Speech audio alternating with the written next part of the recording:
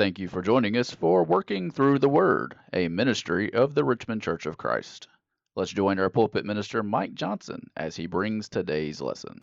We use the word bystander to mean those who are there, they are at hand, but they're just watching what happens.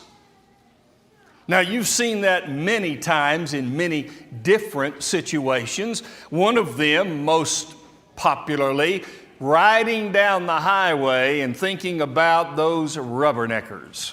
Something happens and everybody slows down because they want to be bystanders to see what's happening over there.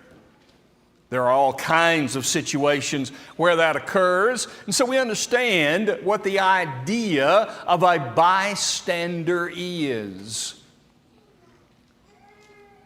We can also be spiritual bystanders.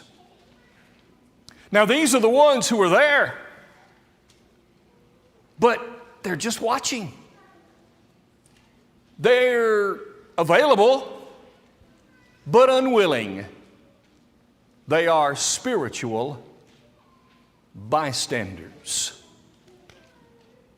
I want us today to think about the concept of readiness and how readiness has the side of those who are simply bystanding and others who are standing by. Admittedly, I got this idea from one of our formers.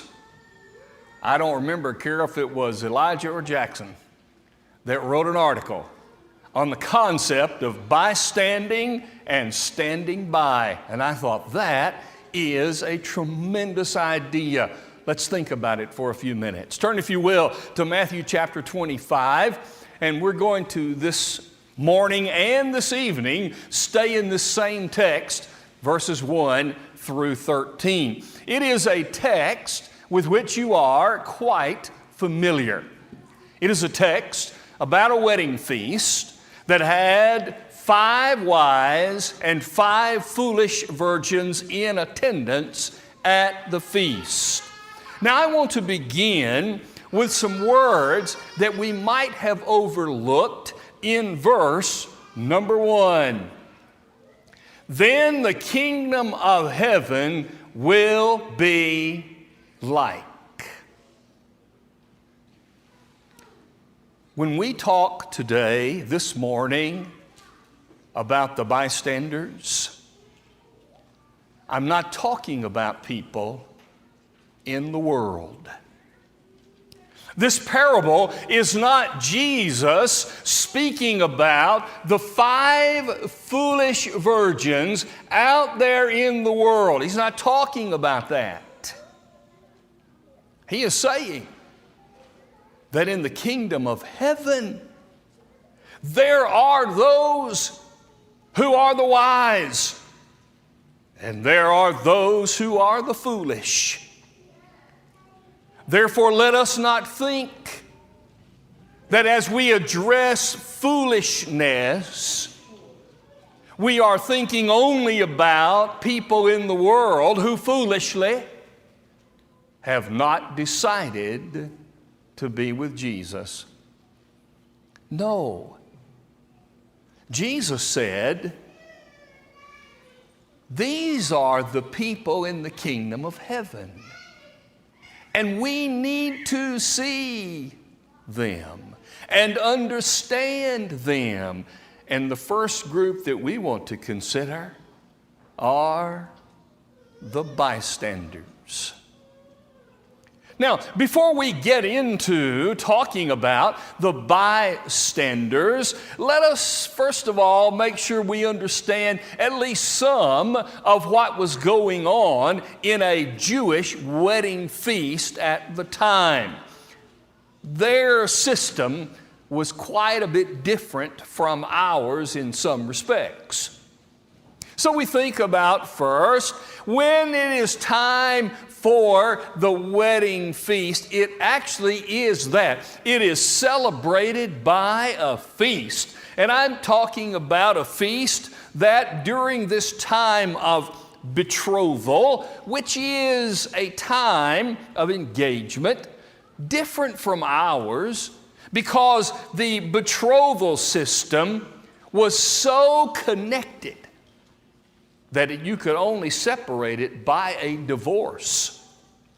So, though you had not gone through the formal wedding ceremony, you are betrothed for a period of time, sometimes a few weeks, sometimes up to a year.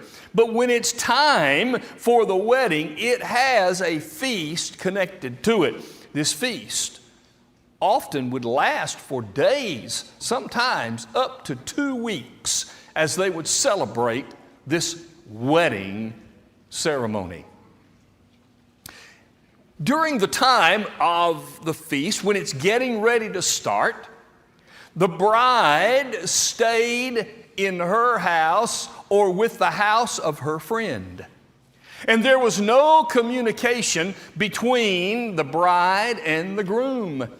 They would communicate with each other through someone, a friend of the bridegroom, going back and forth and passing the messages. The first thing that happened to kick off the actual wedding ceremony was the journey that the bride would make from her house or the friend's house to the house of her future father-in-law. And she would stay there. Sometime in the evening, an unset time, not sure when it was, and they did not know, here would come the groom. And he would come with a procession of music and dancing and friends, and they would come and get his bride and take her from his father's house over to the house that they are going to share together, and the feast would then commence. Now, since they don't know when he's coming, apparently in the reading that I did, it always happened in the evening. So those who were a part of the wedding party would assemble, getting ready to meet the bridegroom coming to get his bride and take her to the feast. And if it's in the evening, of course, they have their lamps, and they are then a part of the wedding party, ready to go and celebrate with their friends. This parable is about the kingdom of heaven. Consider the comparisons between that and us. We are the bride of Christ. Ephesians chapter 5.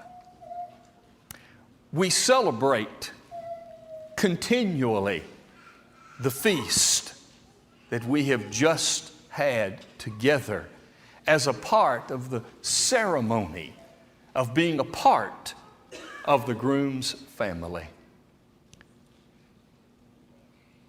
The friend of the bridegroom has already been involved. In John chapter 3, Jesus said, the one who has the bridegroom is the bride. But the friend of the bridegroom is there. John the baptizer was the friend of the bridegroom who started the communication between God and the people before Jesus came to marry his bride, to be a part of the family of Jesus. As a church, we are married to him, and we come into this family. And in this family, we celebrate being a part of this new relationship. We are all a part of this. We're the family. And Jesus says, like these people who were a part of the family, a part of the celebrating group for the wedding, 5 of them were foolish. Let's begin with this idea about the bystanders. The bystanders were there. You can't blame them for having said, I don't want to go. You can't accuse them for staying involved in something else. Oh, I have other things that I can do. You remember in Luke chapter 9 when Jesus was approached by people who wanted to follow him, and one turned away and said, let me first go and bury my father. You remember the other excuses made in Scripture. I've bought some oxen, therefore I have to go prove them. I'm getting married, therefore I can't come. There are excuses that people make not to be there. But these bystanders didn't make excuses. They were there. Look, if you will, in the text of Matthew 25.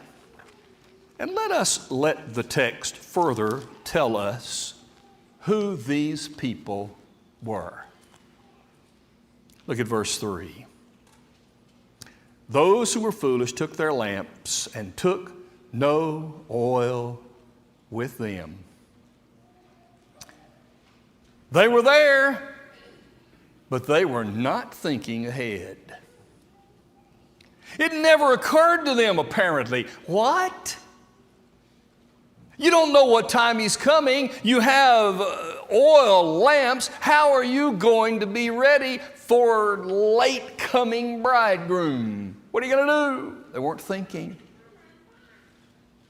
These foolish women were not thinking ahead. They were bystanders without thinking ahead. Maybe we encounter that sometimes in ourselves. Without thinking ahead, though we are here, though we are a part of this family, though we are in this wedding party, we're not thinking ahead. Maybe we don't think ahead of how our actions might affect somebody else. We don't think ahead about what will happen if I'm not there, if I'm not involved, if I don't do. There, but not thinking ahead. Look, if you will, at verse number 8. When the bridegroom came, there was a great cry, and everybody got up and got ready to go. And the foolish said, give us some of your oil, for our lamps are going out. They were there, but they expected somebody else to do their job. They were there ready to go to the feast. And now when they didn't have what they needed, they expected somebody else to fill the void that they had created. That's what bystanders do, spiritually speaking. They expect to be there. Their intention is to be around. But they expect somebody else to fill the void that they are creating by not doing their part. Verse 9. But the wise answered, saying, no, lest there should not be enough for us and you, but go rather to those who sell and buy for yourselves. Bystanders are last-minute people. They expected that somebody else would give it to them, but maybe if nothing else, we'll at the last minute run off to the store and we'll get what we need. You ever had a last minute moment? I had the same last minute moment, 2 different minutes. 2 different trips. Forgot my contact solution. And the place where I was had none. Now, if you know about contacts, that is not a good deal. Can't wear them all night long. That causes a problem for me. When I was at my sister's house in little bit of Henderson, Tennessee, 11:30 at night, forgot my contact solution. Oh, I'll just run down to the gas station. That's right, Caleb. That ain't happening. It was open, but I didn't have it. No problem. I'll just drive up the road a few minutes to Walmart in Jackson. Guess what? Walmart was closed. What? Walmart was closed. Oh, well, there's another Walmart on the north side of Jackson. That's in the big shopping area. Closed. I happened to find a Walgreens and a CVS 24 hours in the middle of downtown Jackson. Because my last minute preparations failed, I finally got home about 1 or 1:30, chasing contact solution all over the place. I know how these women felt. I don't have it. What am I going to do? Well, go buy it. Maybe the last minute will work. Of course, you know that that did not happen. Look at verse number 10.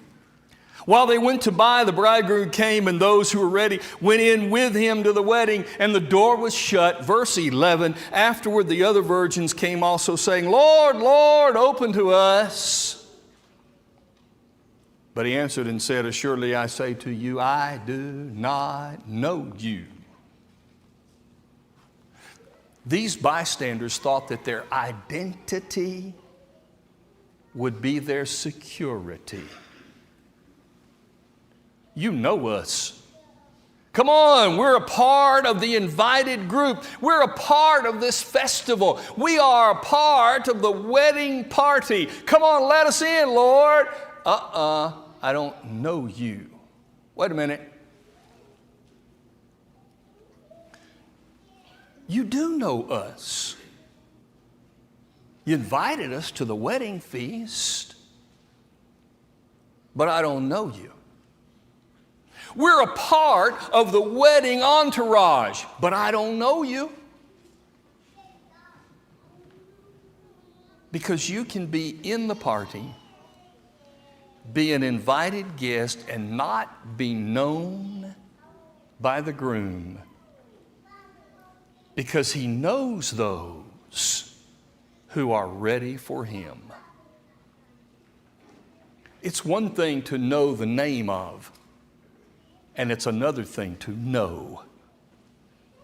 The bridegroom knew their names. He invited them, but he didn't know them because they didn't act like people who wanted to be known.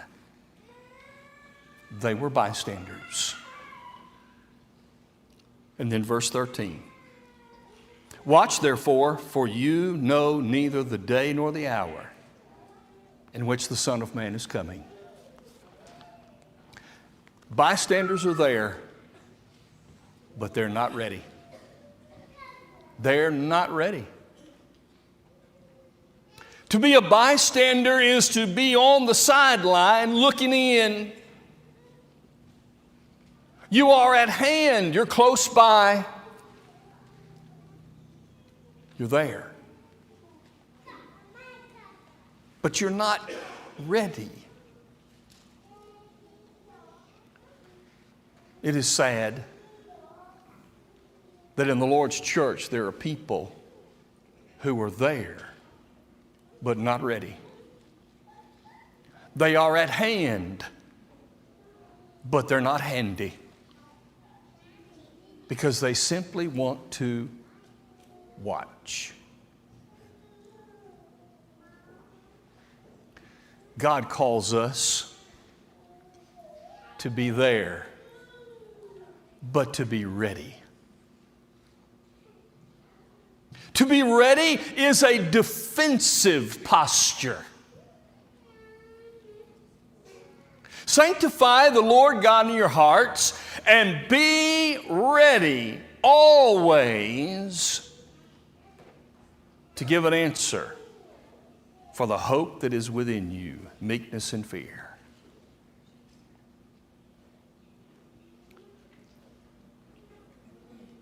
If you decide that you're going to consider today, am I a bystander? Or tonight, am I standing by? One of the questions you need to ask is this: are you ready to defend your current spiritual condition? You ready to defend it? If someone says to you, "You a Christian?" Yeah. What defense can you give that says you're on target, on line, you're heading home to heaven someday? What defense are you going to give to someone who says, "I'm not sure you are"? Can you defend? Can I defend it? If I'm going to defend my current spiritual situation, what am I going to say? Because God calls us to be ready. Ready to defend. 2 Peter 3 and verse 15. But number 2, God calls us to take an offensive position. Titus chapter 3 and verse 1, in the midst of that book where Paul is telling Titus, here's what I want you to do to the people to whom I have sent you. I want you to tell them all of these things. At the end of chapter 2, remind them of these things. The beginning of chapter 3, remind them of these things. Be ready always for good works.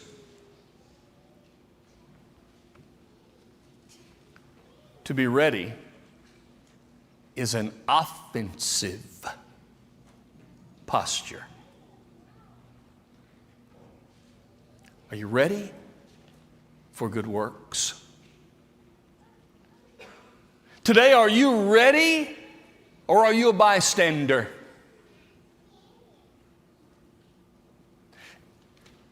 God's family doesn't call every family member to do every single thing that the family does. There should be no expectation that every Christian be a part of every single thing that happens in this local church setting. But there is an expectation from God that every single Christian does something.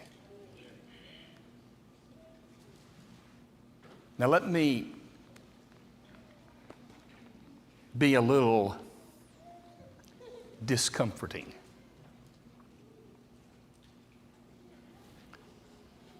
Bystanders can also sit.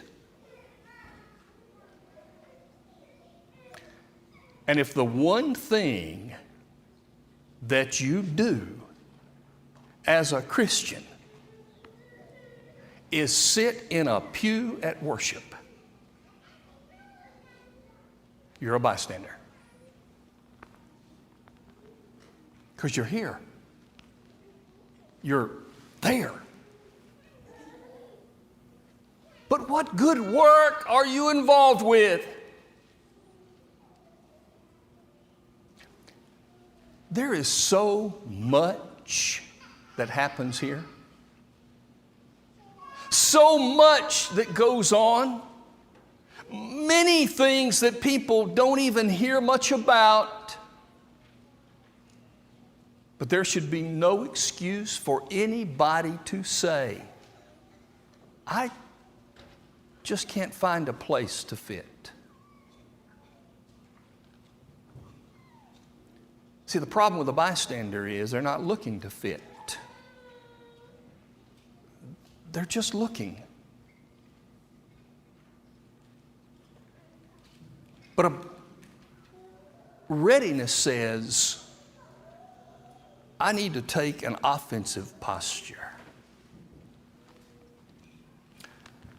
Readiness says, number 3, I need to take an aggressive posture. Listen to Paul's words in 2 Corinthians chapter 10, starting in verse 4.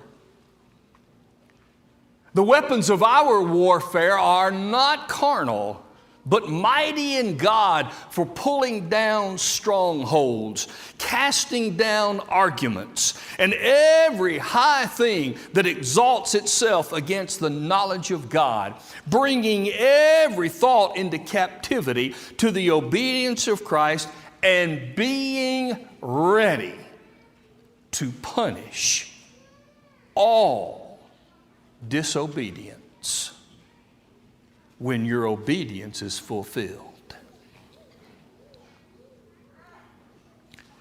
To be ready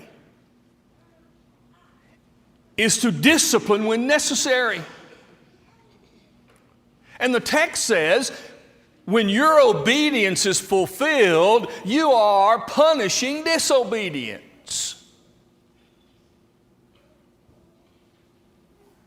Or do we just say,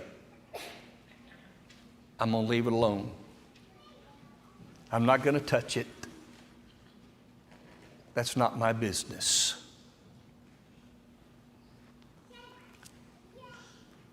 But then finally, number 4. To be ready is a blessing posture. 2 Corinthians 9 in verse number 5. Therefore, I thought it necessary to exhort the brethren to go ahead of you in time and prepare your generous gift beforehand, which you had previously promised. These Christians were giving to the famine relief. You promised it, and I've sent some people. You can gather it up ahead of time, that it may be ready as a matter of generosity and not a grudging obligation. Here's what I found. The word generosity is actually the word blessing. He says, your money that you promised to give in this situation, which you had previously promised, that the money, might be ready as a matter of blessing. Because it came from you. You did your part.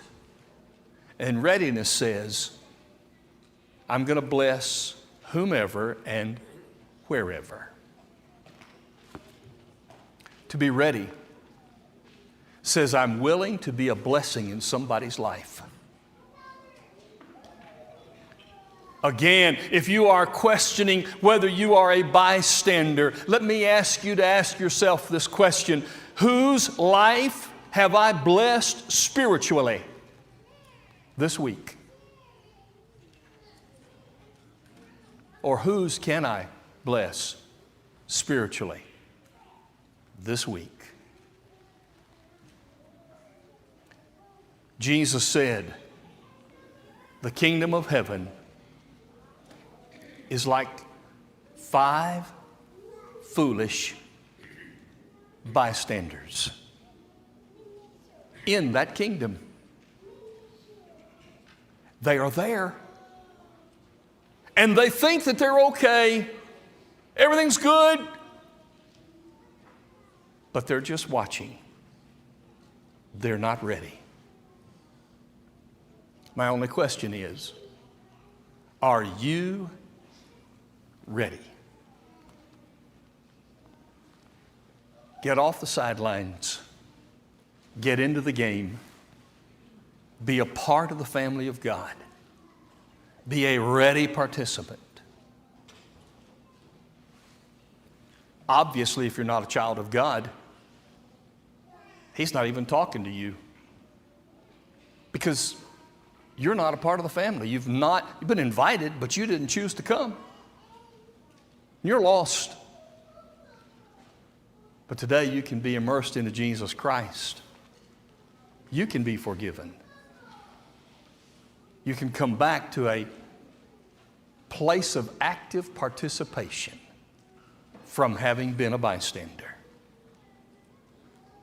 Can we help you today?